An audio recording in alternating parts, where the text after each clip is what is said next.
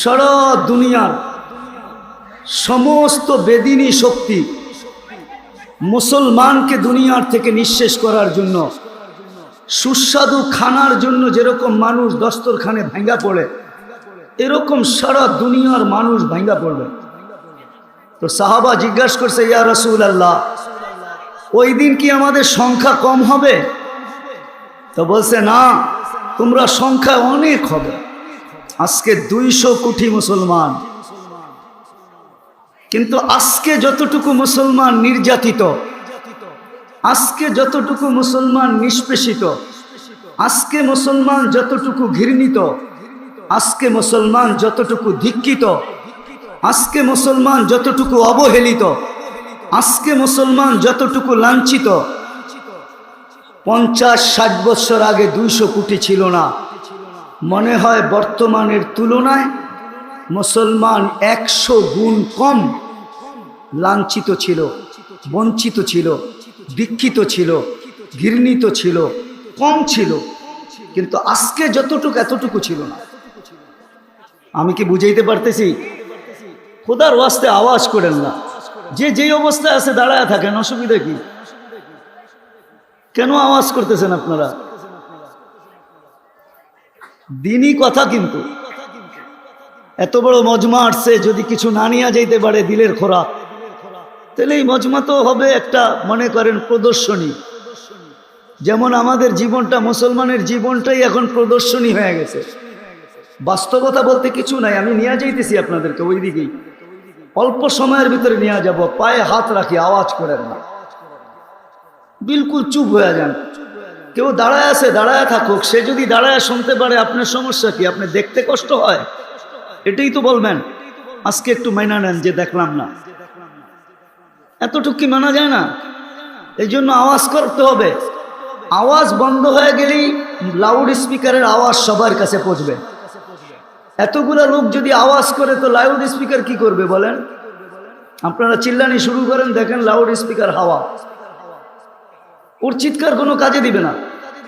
তো যেটা বুঝাইতেছিলাম, যে আজকে যতটুকু মুসলমান নির্যাতিত, নিষ্পেষিত, দীক্ষিত, ঘৃণিত, অবহেলিত, রব্বে কাবার কসম, হাত্তাকে যেই আল্লাহ আমাদেরকে মুসলমানের ঘরে সৎ ইচ্ছায় অস্তিত্ব দিলেন,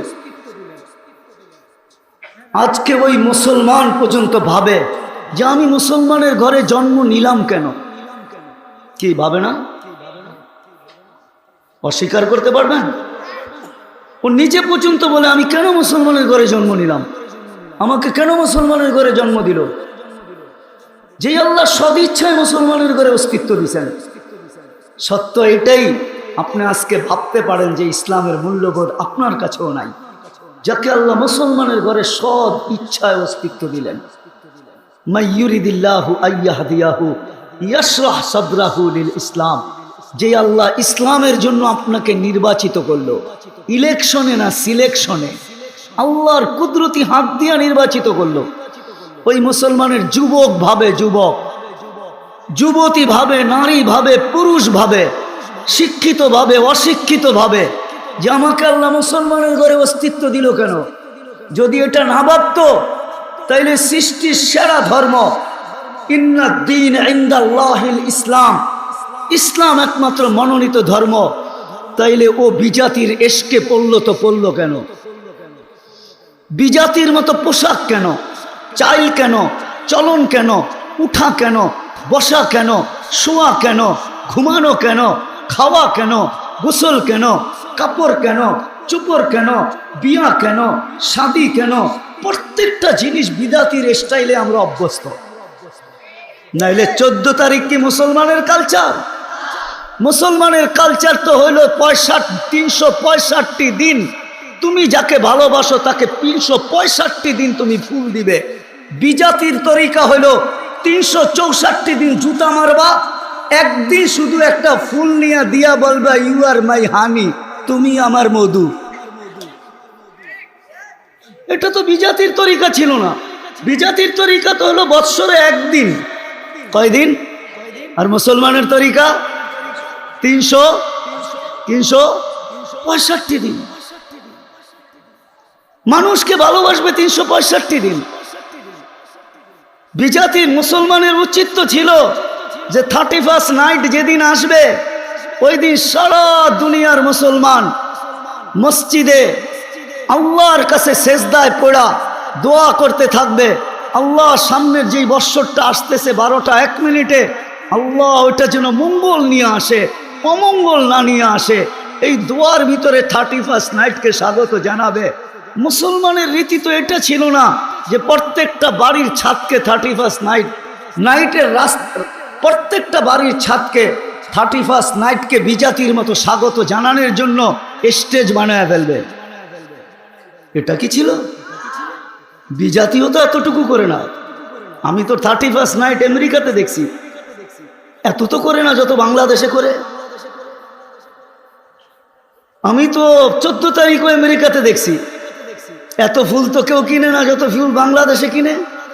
ওরা তো বেশির থেকে বেশি একটু দেখা হলো, গালে গাল লাগাইলো আর একটা মুচকি হাসি দিয়া কইলো ইউ আর মাই হানি, বাস এতটুকুই শেষ। মনে হয় গাজীপুরের মানুষ আমাকে নতুন করে বুঝাইতে চাইতেছে, ঠিক না? দুনিয়া ঘুরা তো দেখা ফেললাম, আমরা তো অতিরঞ্জিত। কেন কেন মুসলমান আজকে এত নির্যাতিত? কেন এত রক্ত ঝরতেছে? আবাবিল শুধু আকাশে কেন ঘুরা বেড়াইতেছে? ওর পাঞ্জা এখনো তো আছে, ওর অস্তিত্ব তো এখনো আছে, ওই পাথরগুলো তো এখনো আছে যেগুলো হাতিয়ালার উপরে বর্ষিত হয়েছিল, যাদেরকে পাউডার বানায় দিছিলেন। ওই আবাবিল এখন আকাশে ঘুরে কেন? ওকে কি এই জন্য অস্তিত্ব যে আকাশে ঘুরা বেড়াবে? আমার বিবেক তো বলে আবাবিল এই জন্য অস্তিত্ব না। আবাবিলের অস্তিত্ব এই জন্য ছিল যখনই ইসলামের বিরুদ্ধে হাতি আসবে, আল্লাহ রসুলের বিরুদ্ধে হাতি আসবে, তো আবাবিল নিজের ইচ্ছায় পাঞ্জায় ওই পাথর উঠাবে আর ওই হাতিওয়ালাদের উপরে মারবে আর ওদেরকে পাউডার বানায় দুনিয়াকে দেখায় দিবে। আবাবিল তো মনে হয় এই জন্য ছিল। মশা তো এই জন্য ছিল না যে গাজীপুরের মানুষকে কাটতে থাকবে আর ডেঙ্গুর সিরিয়াল হাসপাতালে লাগতে থাকবে। আমার তো বিশ্বাস মশা এই জন্য তৈরি হয় না, মশা তো তৈরি হয়েছিল এই জন্য নমরুদ যখনই দুনিয়াতে অস্তিত্ব নিবে আর খোদাই দাবি করে বাহির হবে যে আমি অল ইন অল, তখনই মশা তার কাজ দেখাবে। নমরুদি বাহিনীকে যেরকম মাটির সাথে নিঃশেষ করছে, মিশায়া দিছে, নমরুদকে 400 বছর জুতার বাড়ি খাইতে বাধ্য করছে। দুনিয়ার ইতিহাসে একটাই মশা পাওয়া যায় যার বয়স ছিল 400 বছর, যেটা নমরুদের নাকে ঢুকছিল, তাও ল্যাংরা। আমাদের দিত ভালো, ল্যাংরা না, হাসার বিষয় না, বাবার বিষয়। আমি বাবাইতে চাইতেছি আপনাদেরকে, বিশেষ করে যুবক সমাজকে পায়ে হাত দিয়া বাবাইতে চাইতেছি, গাজীপুরের মানুষকে বাবাইতে চাইতেছি, চিন্তায় বাধ্য করতে চাইতেছি। দিলের ভিতর থেকে বলতেছি, দিলের ভিতর থেকে। আমি বক্তা না, আমার আগে মিজানুর রহমান সাইদ সাহেব পড়ে গেছেন, বাংলাদেশের গ্র্যান্ড মুফতি। ওনার পরে আর কথা বলার সুযোগ নাই। বসছি যখন তাইলে দুটা কথা বলেই যাই, লম্বা হবে না, ধ্যান দিয়া শুনলে আশা করি বুঝে আসতে পারে। মশা তো এই জন্য তৈরি করছিলেন আল্লাহ, যে নমরুদি বাহিনী যখনই দুনিয়াতে আসবে তাকে নিঃশেষ করার জন্য। চিৎকারের ফেরেশতা তো এই জন্য তৈরি করেন নাই যে ও জীবনে একবার চিৎকার দিবে আর নাকে তেল দিয়ে ঘুমাবে। চিৎকারের ফেরেশতা তো এই জন্য তৈরি করছিলেন যখনই মানুষ প্রযুক্তিতে মাতাল হয়ে যাবে, মাতাল, আজকে যেরকম আমরা প্রযুক্তিতে মাতাল, তখনই চিৎকারের ফেরেশতা চিৎকার দিয়ে সবার আকলকে ঠিকানায় আনবে। এই জন্য চিৎকারের ফেরেশতা ছিল। আমি তো চোখে দেখে বলতেছি, কওমে সালেহকে ধ্বংস করছে ওই গ্রাম আমি দেখে আসছি, ওই শহর আমার দেখা আছে, এই দুই চোখে দেখা আছে, ওই বাড়িঘর আমার দেখা আছে। যারা পাহাড় খচিত করে বাড়ি বানাইতো, বলতো জমিন তো পেশাব পায়খানার জন্য, চাষাবাদের জন্য, এটা থেকে বাস করার জন্য নাকি? ওরা পাহাড়ে বাস করতো, পাহাড়ে এখনো রাখা আছে। অ্যাড্রেস নিয়ে যান আমার থেকে। বাতাসের ফেরেশতা তো আল্লাহ এই জন্যই তৈরি করছিলেন যে যখনই দুনিয়াতে আল্লাহ রসুলের বিরুদ্ধে কেউ মান আসাদ্দু মিন্না কুওয়া, সুপার পাওয়ার বলে দাঁড়াবে, ওকে খেজুর গাছের মতো ধরাশায়ী করার জন্যই বাতাসের ফেরেশতা তৈরি। 120 ফিট লম্বা ছিল কমে আঁক, মাথার ডাচা খুলি আমার এই দুই চোখে দেখা আছে, এই দুই চোখে এখনো রাখা আছে। যান আপনারা দেখা আসেন, আমার কাছে কিতাবই এলেম নাই, চোখে দেখা এলেম আছে। আমি দেখা আসছি, আপনারাও দেখা আসেন। 6 ফিটের মানুষ একটা এইদিকে দাঁড়াবে, একটা এইদিকে দাঁড়াবে, দুইজনকে পরিপূর্ণ দেখবে না। ওই মাথার খুলির উপর দিয়া। এত বড় মাথার খুলি। বাতাসের ফেরেশতা তো এই জন্য বানাইছিলেন। পানি তো এই জন্য বানায় না যে প্রতি বছর আসবে আর বাংলাদেশকে ডুবায় থুয়ে চলে যাবে। পানি তো বানাইছিলেন আল্লাহ, যারা এগ্রিকালচারের নিশায় মাতাল হয়ে যাবে, আল্লাহ আল্লাহর রসুল থেকে দূরে সরে যাবে, পানি ওদেরকে জমিনের সাথে মিশায়া দিবে। এই জন্যই তো পানি বানাইছিলেন। নাইলে 600 কিলোমিটারের ড্যাম কওমে সাবার, যে এগ্রিকালচারের প্রশংসা আল্লাহ নিজে করেন, জান্নাতানি আন ইয়ামিন ওয়া জান্নাতানি আন শিমাল বালদাতুন তাইয়্যিবাতুন রব্বুন গফুর। আমি 4 বার গেছি ওইখানে, 4 বার। পানি তো ওদের জন্য তৈরি করছেন। আজকে কারণ কি?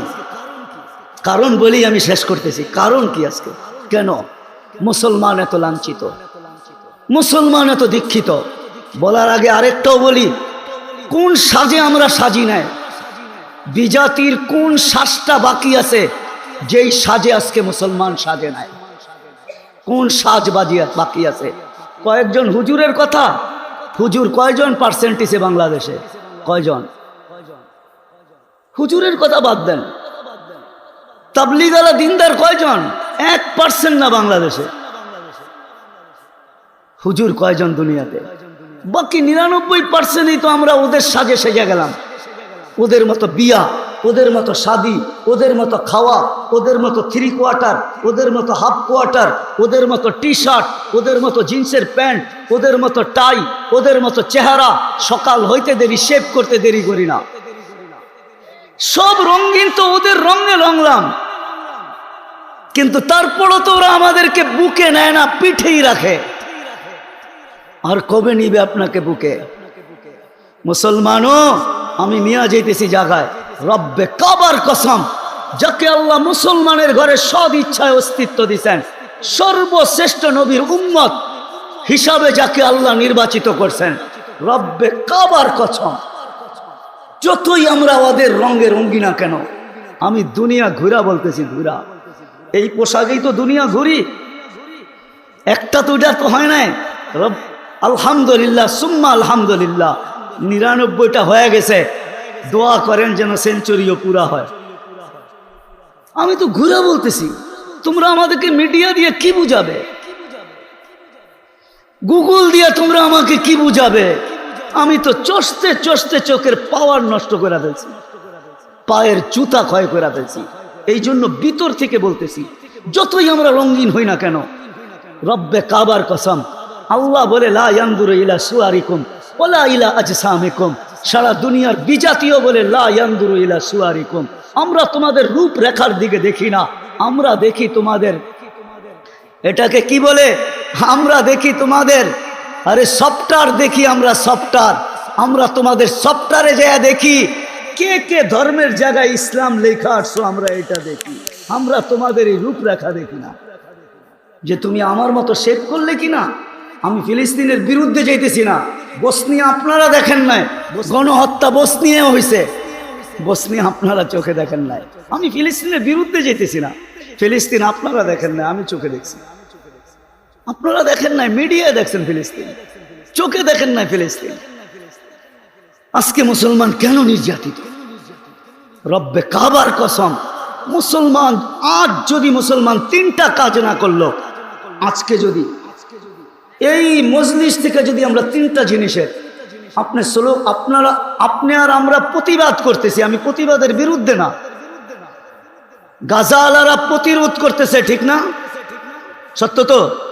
আরে বলেন না, হা না না। আর আমরা কি করতেছি? কি করতেছি?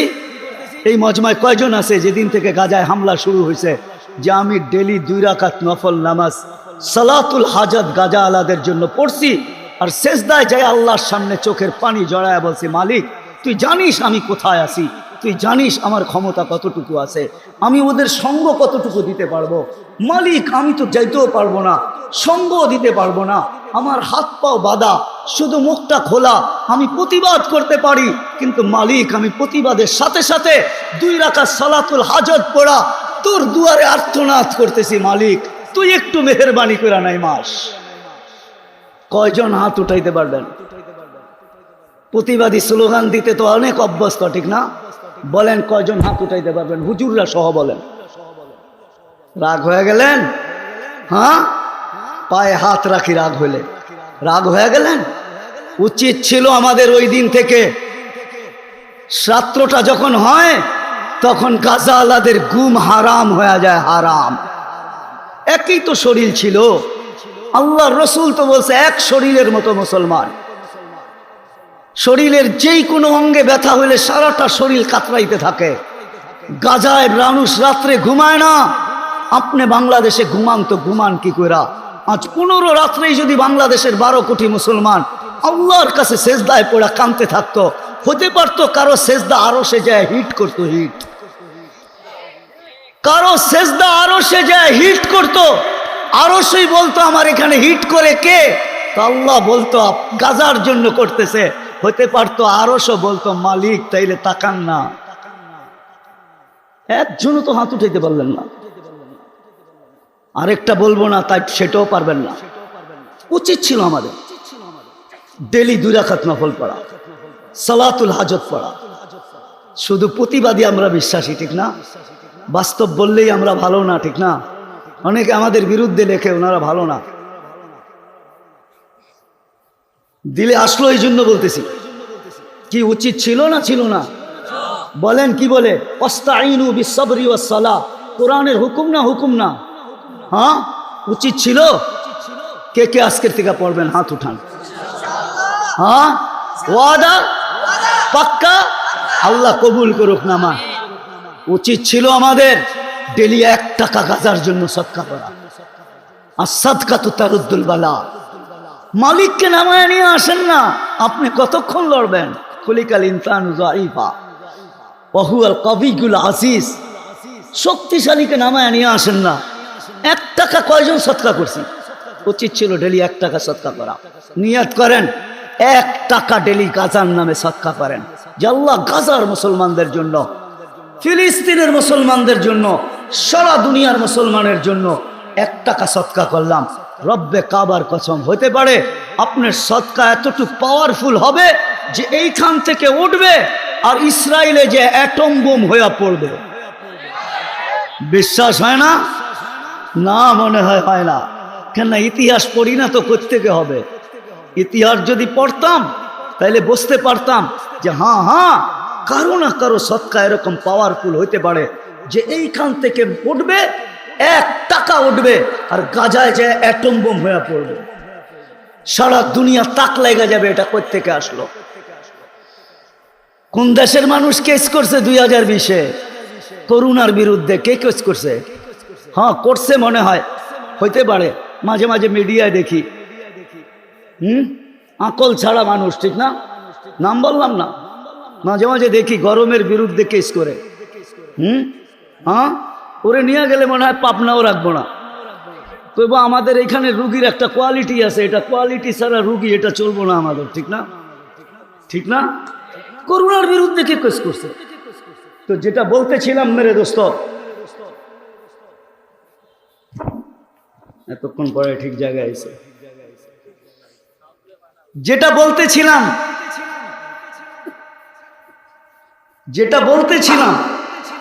বলতেছিলাম যে যাকে আল্লাহ মুসলমানের ঘরে সদ ইচ্ছায় অস্তিত্ব দিছে আর মুহাম্মদুর রাসূলুল্লাহর উম্মত বানাইছে। রব্বে কাবার কসম, কোরআন আমাকে বলে, আজকে হয়তো আমিও ভাবি মুসলমানের ঘরে জন্ম নিয়ে কি লাভ হইল, কিন্তু একদিন আসবে অবশ্যই যেদিন সারা দুনিয়ার কাফের জাহান্নামে যাওয়া মুসলমানদেরকে টিটকারি করবে, ব্যঙ্গ করবে যে ইসলাম তোমাদেরকে কি কাজে দিল। ওই দিন আল্লাহর রহমত যখন জোশে উঠবে আর আল্লাহ জিবরিল আলাইহিস সালামকে বলবে আখরিজ। যে সারা জীবন ধর্মের জায়গায় মুসলমান লিখতে লিখতে কবরে চলে আসছে, জীবনে কিছু থাকার না থাক ওকেও বাহির কর। যখন বাহির করবে তো সারা দুনিয়ার কাফের চিৎকার দিবে লাউ কুন্না মুসলিমিন। হায়, আমরা যদি নামদারি মুসলমান হইতাম। ওই দিন বুঝে আসবে ইসলামের মজা। চিরদিনের জন্য দুজক থেকে বাহির হবে, চিরদিনের জন্য জান্নাতে যেয়ে ঢুকবে। আজকে যদিও নাকি আমরা ভাবি উম্মতে মুহাম্মদী হয়ে লাভ হলো কি, কিন্তু না, আজকে হয়তো বুঝে আসতেছেন। যদিও আল্লাহ বুঝানোর মতো নিদর্শন দিছেন, যে দুনিয়া উম্মতে মুহাম্মাদি সবার মাথায় তাজ পরায়া দিছি একটা, সেটা হলো ওয়ালাকাদ কাররামনা বনি আদম, মানুষ সৃষ্টির ভিতরে সেরা। উম্মতে মুহাম্মাদি তোর মাথায় তাজ পরাইছি দুইটা। কুনতুম খায়রা উম্মাহ, এটা দ্বিতীয় তাজ। প্রথম তাজ তো হলো ওয়ালাকাদ কাররামনা বনি আদম, মানুষ সৃষ্টির সেরা। দ্বিতীয় তাজ হলো দ্বিতীয় তাজ হলো কুনতুম খায়রা উম্মাহ, এটা হলো দ্বিতীয় তাজ আমাদের মাথায় পড়ানো। যদিও উম্মত হওয়ার কারণে দুইবার আল্লাহর কুদরতি হাত লাগছে আমাদের গায়ে, একবার জন্মলগ্নে, একবার বাছাই করবে হুয়াজতাবাকুম, আল্লাহ আমাদেরকে বাছাই। যুবক জানো না তোমাকে উম্মতে মুহাম্মাদির অন্তর্ভুক্ত করার জন্য আমি তো আমারটা দিয়া বুঝাইতে চাই। আমার মনে হয় লক্ষ কোটি মানুষকে আল্লাহ কুদরতি হাত দিয়া বাছাই করার পরে আমি যখন কুদরতি হাতে উঠছি, তো আল্লাহ আমাকে উম্মতে মুহাম্মাদির অন্তর্ভুক্ত করার, যখন কুদরতি হাতে আমি উঠছি, না হইলে কোটি মানুষকে আল্লাহ কুদরতি চোখ দিয়া দেখছেন, পছন্দ হয় নাই, আমার উপরে যখন কুদরতের চোখ পড়ছে, তো আল্লাহ কুদরতি হাত দিয়া মুহাম্মদ রাসূলুল্লাহ উম্মত বানায় রেখেছে। আজকে বুঝে আসতেছে না, কিয়ামতের মাঝে বুঝে আসবে। আজকে মুসলমান নির্যাতিত হওয়ার জন্য, নিষ্পেষিত হওয়ার জন্য সবচেয়ে বড় কারণ তিনটা, আর কিচ্ছু না। মুসলমান এখনো তওবা করে ফিরে নাই, যদিও বারবার সিগন্যাল দিতেছেন লিউযীকাহুম বা'দাল্লাযী আমিলু লাআল্লাহুম ইয়ারজিউন, যদিও কোরআন চিৎকার দিতেছে মুসলমান তওবা কর, ফিরায়, কিন্তু মুসলমান এখনো ফিরতে চাইতেছে না। আমি আজকের এই মজমাকে বলবো, পায়ে হাত রাখা চলেন এই মজমা আজকে আমরা মনের থেকে আল্লাহর কাছে তওবা করি যে আল্লাহ, আর আমাদের দিলে বিজাতির ভালোবাসাকে আমরা স্থান দিব না, বিজাতির ইশক মোহাব্বত ভালোবাসা আমরা আমাদের দিলের ভিতরে স্থান দিব না, বাহির করে দিলাম। আল্লাহ তওবা করতেছি, এতদিন আমরা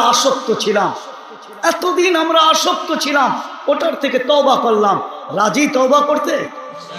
হ্যাঁ, আল্লাহ কিন্তু প্রথম আকাশে এখন তাকায় আছে, শুধু তাকায় নাই, ডাকতেছে হাল মিন মুস্তাগফির ফাগফির আল্লাহ, কে আসিস? হায় হায়, জানি না বুঝবেন কি বুঝবেন না।